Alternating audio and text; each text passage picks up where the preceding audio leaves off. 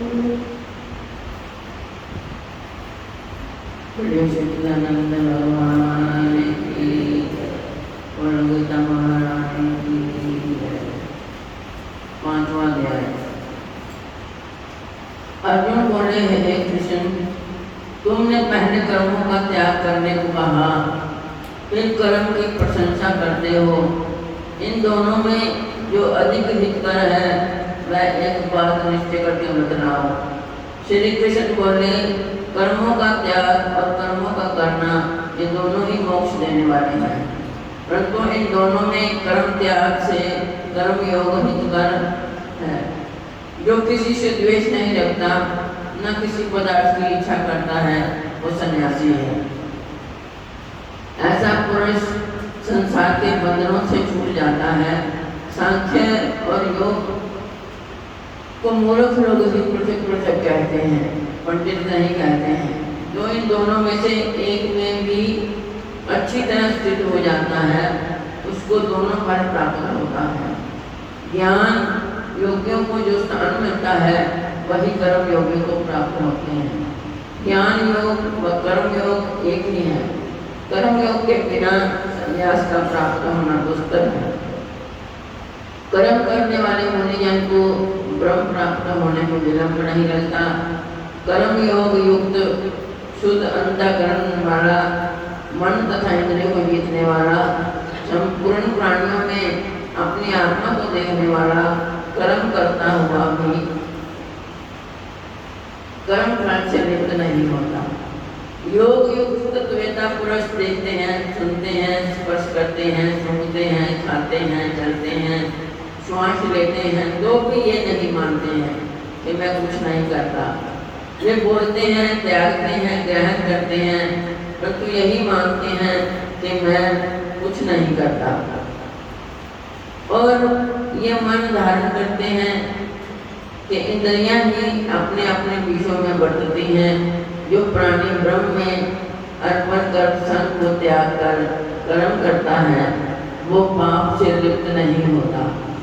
जैसे कमल पत्र पर जल नहीं ठहरता, योगीजन शरीर से, मन से, बुद्धि से तथा इंद्रियों की आसक्ति से रहित होकर आत्म शुद्धि के निमित्त कर्म करते हैं।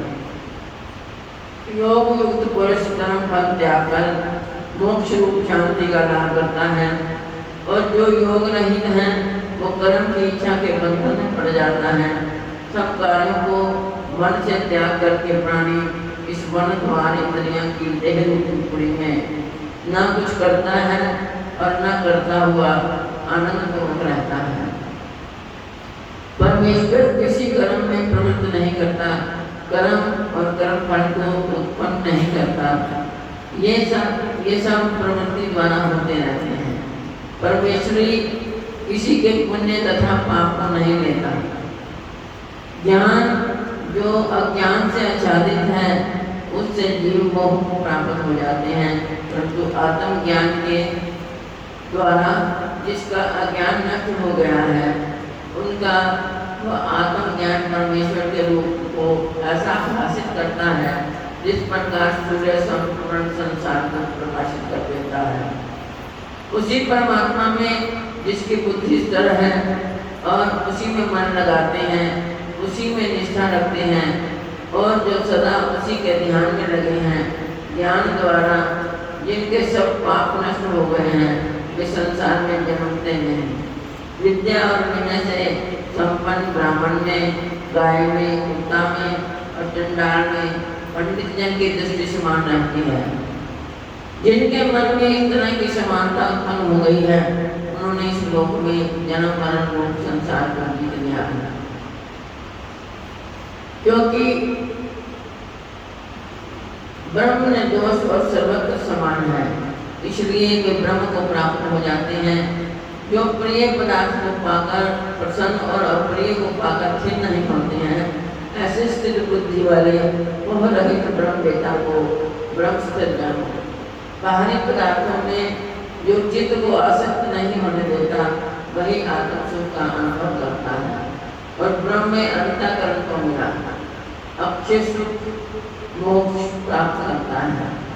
वे इंद्रियों के स्पर्श से जो भोग देते हैं वे अवस्तुतः दुखदायी होते हैं। उनका आदि भी है और अंत भी है। हे कौनते, ज्ञानी लोग ऐसे भोगों में रत नहीं होते। शरीर छूटने के पहले जो मनुष्य काम क्रोध के वेग को सहन करने में समर्थ होता है वह योगी और सच्चा सुखी है।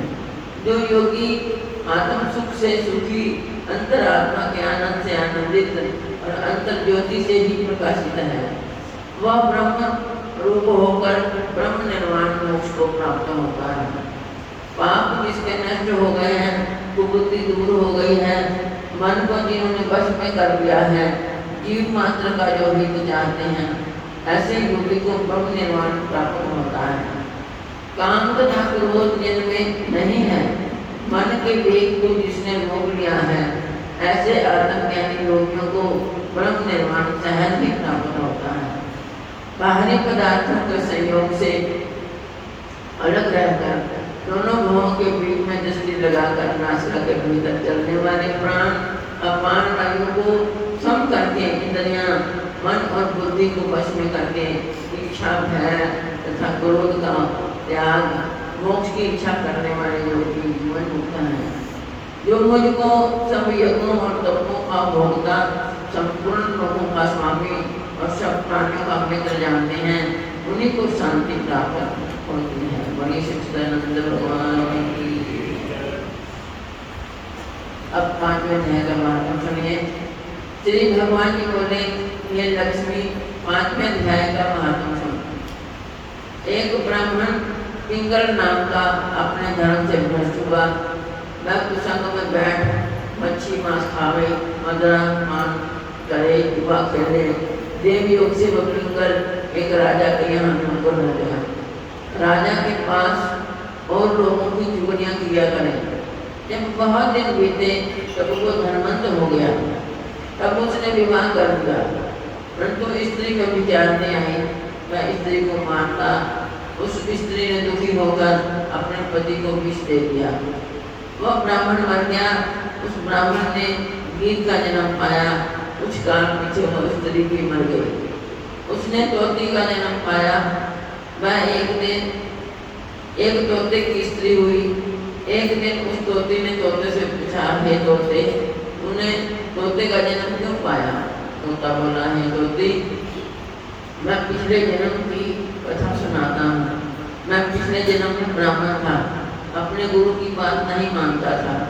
मुझको गुरुजी ने श्राप दिया, कहा क्या तोते का जन्म पावे। इस कारण तोते का जन्म पाया। अब तू कह किस कारण से तोती हुई? उसने कहा, मैं पिछले जन्म में ब्राह्मणी थी। एक दिन मैंने अपने पति को विष दे दिया और वो मर गया। तोते ने कहा, तू बुरी है जिसने अपने पति को विष दिया। एक दिन वह तोती वन में बैठी थी, वहाँ गीद आया। तोती को उस गीद ने पहचाना। वो गीद तोती को मारने चला। आगे आगे तोती पीछे पीछे गिरी। जाते जाते तोती एक शमशान भूमि में छप कर गिर पड़ी। वहाँ एक साधु का दाह हुआ था। साधु की खोपड़ी वर्षा के जल के साथ भरी हुई पड़ी थी। वो उसमें गिरी। इतने में गीद आया और तोती को मारने लगा। उस खोपड़ी के जल से के साथ उसकी देह धोई गई और दोनों आपस में लड़ते लड़ते मर गए। और अदम दही से छूटकर देह नहीं पाई और विमान आए जिन पर बैठकर दोनों वैकुंठ हो गए। वह खोपड़ी एक साधु की थी जो गीता जी के 5वें अध्याय का पाठ करता है। वह परम पवित्र था। उसके जड़ से दोनों पवित्र हो गए। जो प्राणी श्री गंगा जी का स्नान करके श्री गीता जी का पाठ करते हैं वो वैकुंठ हो जाते हैं। सच्चिदानंद भगवान की।